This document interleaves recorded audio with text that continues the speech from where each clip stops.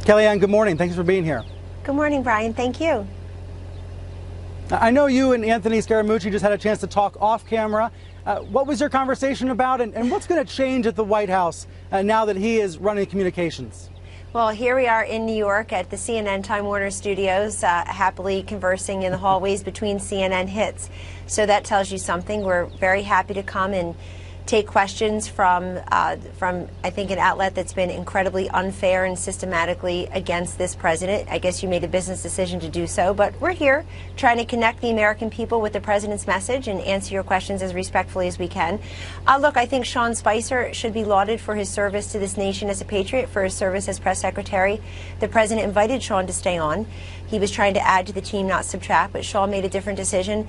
And I think I stand with everybody in the White House, including Anthony Scaramucci and the president, the vice president themselves, in thanking Sean for his service. But we're going to do what we can to push back. I think there's defense, there's offense, and really my main grievance, if you will, and my main objective as somebody who does not work directly in press and comms, but as counselor to the president tries to support what press and comms are doing in the White House, Brian, my main objective has always been, can we get complete coverage? I know we're never going to get unbiased coverage, but can we get more complete coverage? Can we connect Americans through shows like yours and elsewise on CNN and elsewhere with the information they need? They need to know that there have been over 800,000 jobs created. They need to know that there's 25 record highs for the Dow Jones since Donald Trump became the president. These veterans need to know there's a 24/7 hotline waiting for them at the White House as you and I speak here, that they have better protections now through the Veterans Choice Act. If they can't access timely quality care through the VA, which most veterans say they can, they have the option of going into the private system like you or I could and getting that timely quality care. People need to know that the regulatory rollback has meant that property owners and taxpayers and parents of public school students, that they have more freedom now than they had a short while ago. They need to watch the commissioning of the USS Gerald Ford yesterday and know that the thousands of patriots who will be on that vessel going through our world's waters, they will know when they see that vessel coming that military might for America is back. So in your first answer, you made several points about the administration's accomplishments, but you started by attacking CNN. Why does attacking CNN make America great again? No, I'm sure you want that to go viral. I'm not attacking CNN. I'm wondering why CNN spends its time. You said the company made a business decision to be unfair to the president, when in fact what we are trying to do is cover a very unusual president and try to explain what the heck is going on at a White House that seems awfully dysfunctional. Let's break that down. Well, first of all, that's not fair. And I constantly hear this coming out of the mouths of people who have never worked in any White House, let alone this White House. If you want a more candid, clear look at the functioning of the White House, I invite you inside. Come inside. You know, it's a two-way street. We don't see that. I'm a very accessible person. I think you'll find with Anthony Scaramucci and others in the White House, we're tough but humble. And this is the people's house. You were welcomed inside to see, but we never get those calls.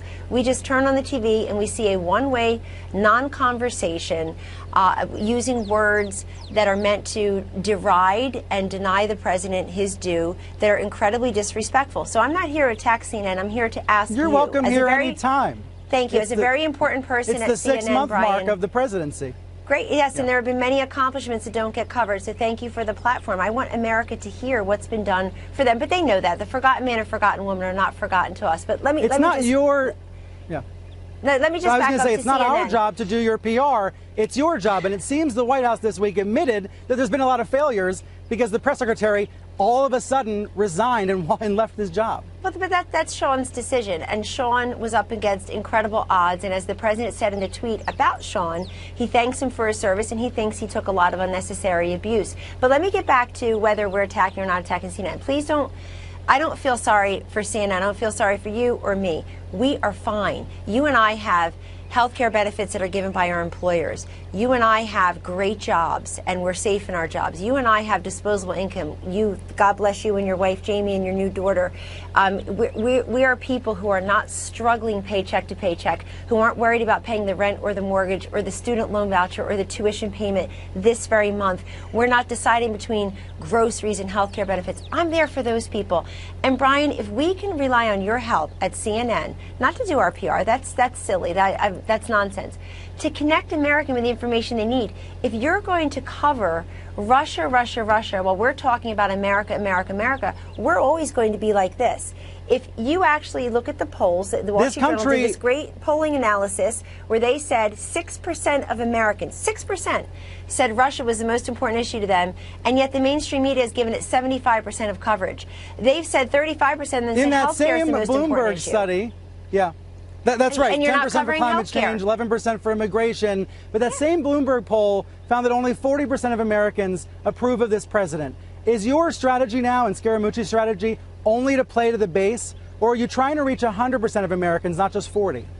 No, I thank you for putting the poll up because I want your viewers to see. I appreciate that. 35% health care. The only coverage CNN really gives health care is whether or not it will pass, whether or not they have the votes, whether or not this will be some colossal legislative failure. A stunning failure. One of the biggest stories of the year. See, there you go, using those words, stunning failure. But look, if you want it to be a stunning failure, or you're going to insist it is a stunning failure, you are denying literally the millions and millions of Americans who were lied to by the last president. You like your plan, keep your plan. You like your doctor, keep your doctor. They don't have health care benefits through their employer like you and I do. They don't have them through the government. That was 2009. It's 2017. No. We're living with Obamacare. Yeah, let's look forward. Let's look forward. And let's look at all of the people who did not benefit from Obamacare.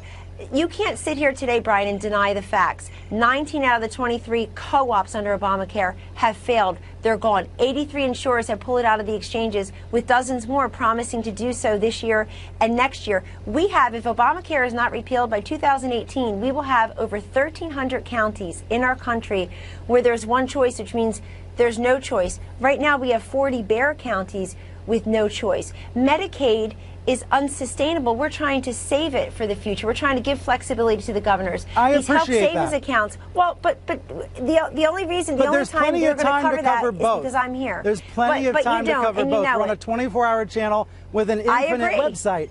Russia is a big story because journalists love America, and America was attacked last year, and America's probably going to be attacked again next year around the midterms. And that has what to do with our campaign that I manage. I manage the winning campaign. It has what to do with that campaign. That may be because by the time you became campaign manager, the deal was already in. The conversations were already had. That's just we not don't true. know, Kellyanne, but Brian, are you going to say that? Out? Are you actually alleging that there were active conversations with Russians trying to change the election results? Because very few people are actually saying that. Are you saying that? Or are you just trying to put it out there because you guys are so invested or there being something there? What is there? What constitutional crisis are we facing right now?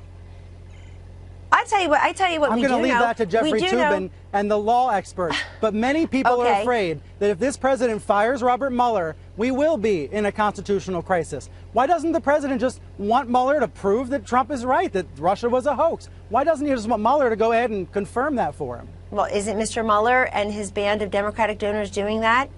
Aren't they trying to do that? But look, Brian, let's back up. Again, I'm asking you to please cover the issues that America are telling pollsters, including CNN's pollsters. You at CNN are not even making good. You're not being honest to your own polling if you look at the issues that people say are most important to them. You're not covering them. You just went right back to Russia.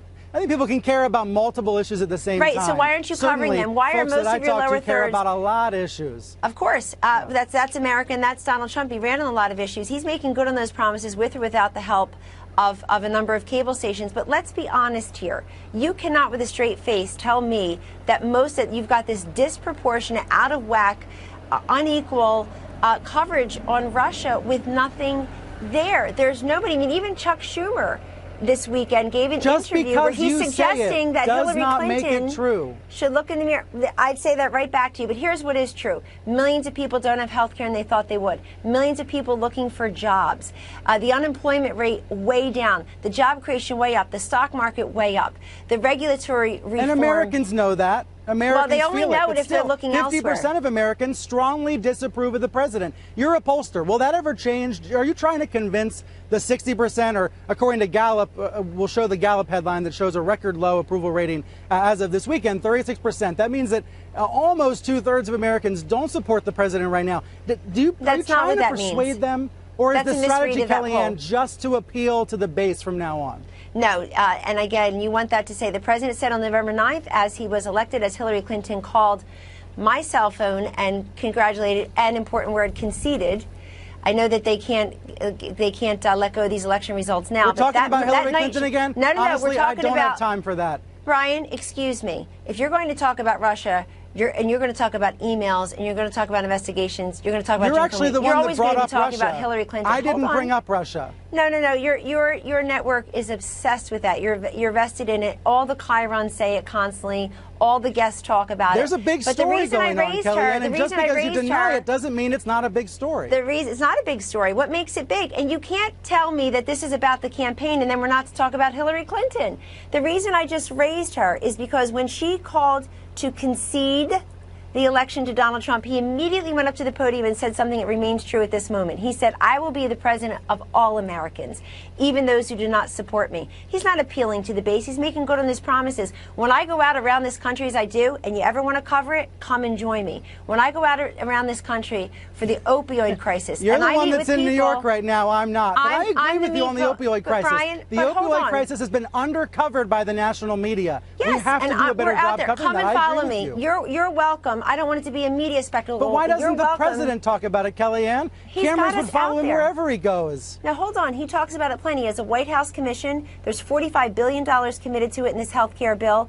And he's got Secretary Tom Price He's tweeting about HHS pardons. He's not tweeting about the opioid crisis. He tweets about everything. I would love for him to tweet about real issues. He tweets about many things. And he's put together a White House commission on this, a bipartisan commission. And he's sending Secretary of HHS Tom Price and I out to meet with people. And I want to tell you something. When I meet with those people who are suffering from the opioid crisis, the scourge of our times, where no state has been spared, no demographic group untouched, I've never asked a single one, nor would I ever, hey, do you support the president? How did you vote? Are you a Democrat? We're here to help everyone. And we would like your help at least being honest enough to say people in this country who aren't as privileged as you and me, Brian, are suffering. And we're there for them.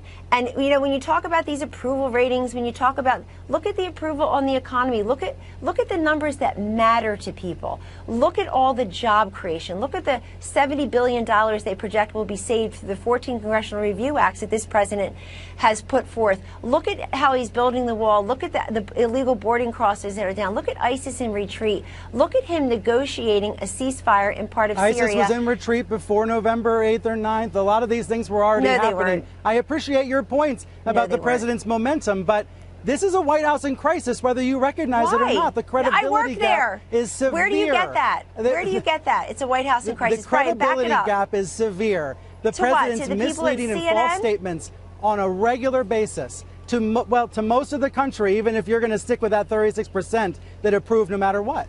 No, you're not looking at part of the disapproval are the independents who voted for him and want him to ignore all the nonsense and all the noise and all the Russian nonsense. That's part of it. Part of it is people upset with Congress. The president's approval rating is far higher than the approval rating of the media or the Congress, and there's a reason for that. Americans are looking at the media, they're looking at Congress and saying, do your job. Your job is not to Russia, Russia, Russia all day long and hoping that something manna will drop from heaven one day and this will be real and not phony. The job of the Congress, the job of the Congress are figuring out what's going on through investigations. Okay, well, but why don't you cover what you do know is real, which is that millions of Americans don't have health care. There's a lot of reporters who are covering lots of things. Not. You're We've done a content analysis. What you see on 1 hour of, you're acting like what you see on 1 hour of CNN it equates to the entire national news media, tens of thousands of hardworking journalists who love America, who also want to make sure the president's doing his job. Yes, they do. Sure, but you look at his job through the lens of Russia. I look at his job through the lens of America. So on that, we're always going to disagree. Number two, and most importantly, this president is out there all the time. I mean, you've got CNN reporters with him. If you just stopped and talked to those people and asked them why they're there, how do the veterans feel now that they've got an ability to access care? How do the coal miners feel that their health care benefits were protected and the regulatory burden that was placed on them by the last president was lifted in the first couple of months? How do the pro-lifers feel? It sounds like you should be an assignment editor, Kellyanne. I'm sure you could get a job in a newsroom. No. Well, why would I want that? I'm counselor to the president. But I am telling you that we're working on because you're listing off all these stories that you believe are undercovered. And I respect that you think they don't get enough attention. They are. But journalists you know also what? recognize Twitter's not an there assignment are big editor. Scandals going on. I agree with you on that. On? But since this is a show about the media, since this is a show about the media, I'll sit here. I want to hear about the. No. You can't get away with that. What are the quote big scandals going on? Please name them for me. When you look at this president's rhetoric, his demagogic behavior when it comes to the media, yes, it actually is. But the more important scandals are what happened before. You don't think that his words against the media are poison, Kellyanne, actually hurting the country on a daily basis? His rhetoric is a scandal? Real news outlets fake, when he calls real news outlets fake news, he poisons our public discourse. Hey, makes Brian, it harder for us to communicate as a country. So I've never used those words. Each other. I've never used those words. And I wonder why that is. But hold on, but it doesn't stop people at CNN from personally attacking each of us and running these ridiculous palace intrigue stories basically since the day we've been there, where the only people who got fired so far, the only people who got fired so far, the only people who got fired so far don't work in the West Wing and his inner circle. They worked at CNN. 3 of your colleagues got fired here because they rushed to judgment to our new communications director. So you're complimenting CNN. Anthony Scaramucci. You're complimenting CNN for taking action and holding journalists accountable for not following editorial practices. I don't think you had a choice. Why hasn't the White House held aides accountable for false statements? Brian, that is ridiculous. Are you telling me that the fact that 3 of your colleagues were forced to resign or got fired here because they were slandering my new White House colleague, Anthony Scaramucci, was gracious and humble enough to say, I'm glad they retracted the story. I accept their apology because he's got class and grace. Are you telling me that that reflects well on CNN, that you're going to go out with thinly or anonymously sourced stories that end up being complete slanderous hit jobs on a good man? I mean, this is a two-way street. But look, you're looking at everything through the lens of the media. Kellyanne, you've been an anonymous source. You said lots of people in the White House have been an anonymous source. Excuse me. This morning, Anthony Scaramucci said on stage. Go ahead. No, go ahead. No, I just wanted to say, because you said there are, quote, big scandals. And when I asked you what these big scandals are, because I can't let these incendiary words just float out there with no evidence. I can't just because people want clicks, they want things to go viral, they want ad revenues. I won't do that. But if you can tell me what these big scandals are, you came back with rhetoric. I'm not trying to go viral. But the scandals are about the president's lies, about voter fraud, about wiretapping, his repeated lies about those issues. He doesn't think he's lying about those issues, and you know it. He has gone forth and he talked about surveillance, and you know we've got a lot of husbands don't think they're lying when they cheat on their spouse and then say they're not. Doesn't mean you're not lying. Oh, are you back to the Clintons now? What are you talking about? What kind of analogy is that? I mean, look. Look, I appreciate the Clinton pivot. I do. I respect what you do and how you do it. Can we take a look at something that Anthony Scaramucci said on State of the Union this morning? I watched the whole interview. Scaramucci said there could be leaks coming from the White House communications shop. Let's play the clip for those who didn't see it. Tomorrow I'm going to have a meeting with the communications staff and say, hey, I don't like these leaks. And so we're going to stop the leaks. And if we don't stop the leaks, I'm going to stop you. It's just really that simple. Bravo. Do you think that's true, that there have been leaks from inside the comm shop? I'll be in that meeting. Here's what I'm going to tell you. I think our job at the White House is not to sit there and read about ourselves, to try to curate our images. I mean, obviously, I'd get much better press coverage if I were good at that. And if you've got people who have folks working overtime for them and not the president, whether they're inside or outside of the White House, I am interested in people getting truthful, relevant, timely information out to America. And I think the media's job is to be skeptical but not cynical. I think the media's job is to be probing but not punctilious, frankly, or pugnacious. I feel, and if you are going to tell me that this hasn't been a very contentious relationship since day one, it's just not true, Brian. I've been somebody who's tried to be, I agree that it has been. I'm not even in the press and I agree that it has been. But I try to support their efforts completely because we're working on behalf of America. Will you be reporting to Scaramucci now that he's taking more power? No, I report to the president. I report directly to the president as he does, and that's benefited me because. Were you consulted in bringing in Scaramucci? I was. But look, I want to tell you something. I've tried to make this conversation about the American people and the ones who are truly suffering, and you went back to making it about the media. Now, I respect that, but I want to make sure this is a program about the media, Kellyanne, and you knew that when you came on the show. Well, that's correct. But remember, I think if you disagree with me, you're welcome to say so, and it's your program, and I respect that. But do you agree or disagree, Brian, that one essential component of the media writ large of the Fourth Estate is to make sure that America gets the information they need and they deserve, because but for you I agree with you, them, but what you and I disagree on is that that's not happening. I think it is happening. I think the public is better informed than ever before and is able to access all of it on the internet. If you don't mind, let me ask you one more question about the media, because we're on reliable sources. There is a pending merger, AT&T and Time Warner. Time Warner is owned by CNN. There was a report this week in Vanity Fair that the President of the United States was complaining about CNN in front of the CEO of AT&T. So I'm wondering, have you talked with the President about this pending merger? I won't reveal my private conversations with the President. I know that that gentleman, I think, has been very helpful to us in some of our business council or roundtables, and we appreciate that. We've invited CEOs and working men and women and everybody across Obamacare victims, we've had people in the White House for many different listening sessions, and I believe that he has been among them, and we appreciate that. And the point about that, about the CEO being there, is people are wondering, and the Vanity Fair story implied, that maybe the President's trying to punish CNN by maybe not approving the deal or maybe asking for concessions in the deal. Do you know anything about that? No, and again, you're going by... You just said the word implied, so that's an important word. Thank you for admitting that. You're going by, circumspect, implied information where people. That's right. That's all it is. There's no proof, but there is concern that the President would be trying to punish a news outlet for coverage he doesn't like through a business transaction. That is the concern. I can tell you that that's not what consumes his day. I promise you that. He's there for the people who are relying upon him to make good on his promises to be a sovereign nation that has borders, where we worry about America, American interests, American workers, American allies here and abroad, where the 50 or 60,000 factories that have been shuttered don't anymore, where that stops, where the jobs stay here, where people feel like they don't have to live paycheck to paycheck, where this president won't lie to them about health care. And so that's what consumes his days. But he also I'm right there tweets a lot about television. He you should be happy about that. You should be happy that we have such an engaged... You should be happy that we have such an engaged president. But, 99% of what the president does and says is not on Twitter. It's done in the Oval Office. It's done in his cabinet meetings with different cabinet members. It's done with business leaders. It's done with his national security briefing, his intelligence briefing every day. It's done with the vice president. It's done with the senior staff. We're trying to be accessible.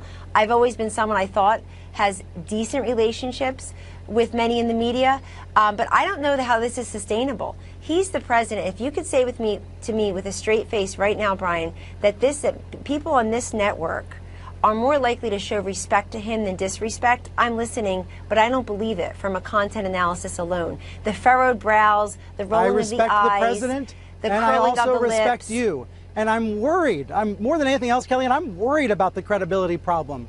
That's, when you hear us come on television and say, why should we believe them? It's because of things like on January 21st, when you talked about alternative facts, on January 22nd, talking about alternative facts. Do you know what alternative facts are? I wonder if you regret that 6 months later. Do you know what alternative facts are? Do you know what they are?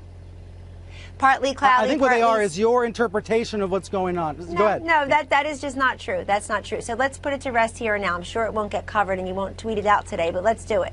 Alternative facts, and by the way, I meant to say I'm going to tweet it. I'm going to tweet it right now. I have there my computer. You go. Good. But alternative facts are partly cloudy, partly sunny. Alternative facts are when all of you in the media say we have the highest rated show, and then another show that's a competitor says, no, we have the highest rated show, because one of you is using all the viewers overall, and the other ones are using the demo. Alternative facts, Brian You're Stelter. Savvy. That's right. Alternative fact, glass half full, glass half empty. Everybody knew what I meant.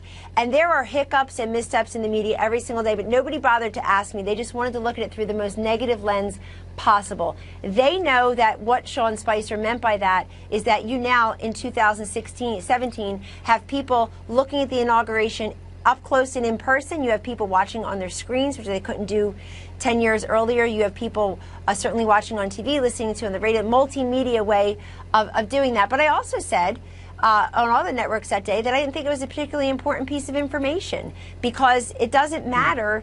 What matters is if the president is able to move the needle economically and through national security. And indeed, since January 22nd, he has. And that's not an alternative fact, that's a fact. Stock market up 25 record highs, fact. Over 800,000 jobs created, fact. Healthcare reform on its way and tax reform right after that, fact. fact. But alternative facts, let me just repeat for those at home, partly cloudy, partly sunny.